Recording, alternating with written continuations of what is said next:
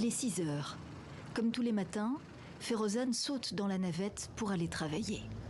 2 heures de route entre Kaboul, la capitale, et la province de la Kapisa dans l'est de l'Afghanistan.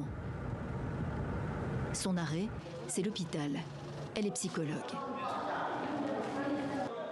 Le temps d'enfiler sa blouse, le couloir résonne déjà des voix de femmes et d'enfants. Ouvert depuis 2013, le service est très demandé. Les patientes ne se dévoilent pas en présence de la caméra.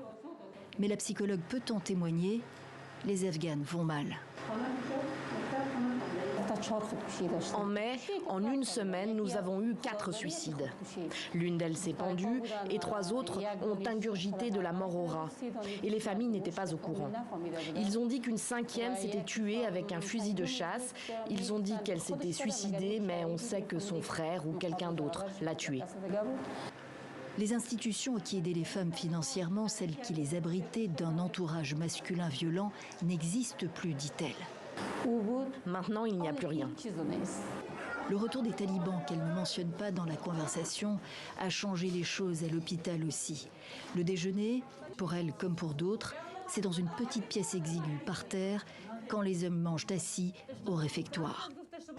On l'appelle en urgence. Une nouvelle tentative de suicide par overdose de médicaments.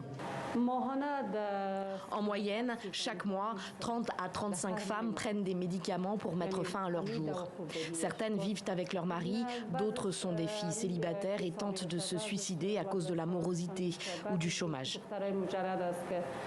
Chômage contraint pour les femmes, c'est l'autre changement radical imposé par les talibans. Beaucoup de femmes éduquées renvoyées chez elles, moins d'argent pour les ménages.